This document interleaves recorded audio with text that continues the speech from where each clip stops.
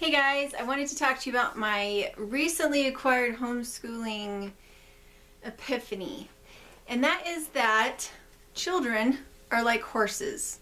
Now, I grew up around horses, and the big rule that you had to remember with horses is that you needed to end on a note where they still understood what you were asking of them. You need to end on a positive note, because if you end on a positive note, then that's where you can pick up the next time you go out for your training sessions. If you end on a negative note, if you end on a note where they're fighting with you, if you end on a note where they didn't understand what you wanted, or you end on a note where they won, then that's the place that you have to start from next time. Now, as Paige has gotten a little bit older, she's quite the reader now. She's very good at reading, and so she can do much of her school by herself. And at the level that we were at, she was getting bored. So for the last 2 months, she and I have been kind of going back and forth, trying to find the level of practice and new discoveries that she can handle on a daily basis. So what we started out with was a section of math, and this is the one where she was really struggling, was with math. We were trying to figure out the book that we had.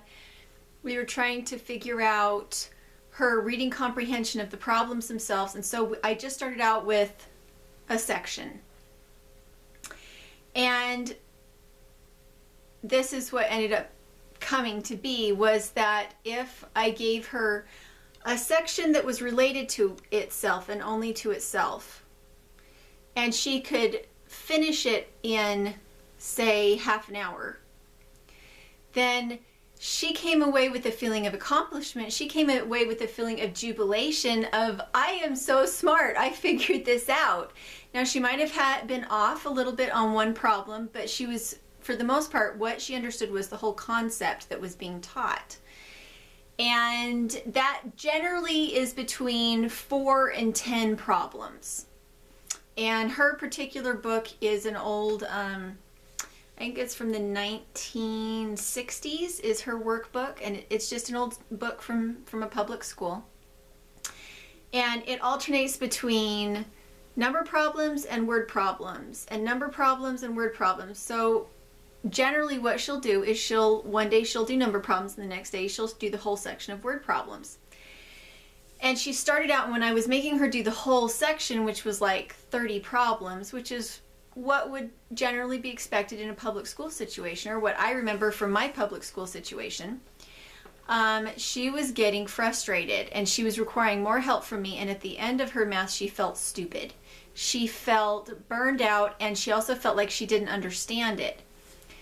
And what just naturally came about was that she would do these between 4 and 10, and all of a sudden she wasn't fighting me anymore. Previous to that, it would take her 4 hours to get it done, because she'd just sit there and look at it and be frustrated. And when we changed it to a number of questions that she could understand the concept, she could finish it, and she could get almost all of the numbers right, all of a sudden when Daddy comes home from work, she's bragging about how smart she is in math.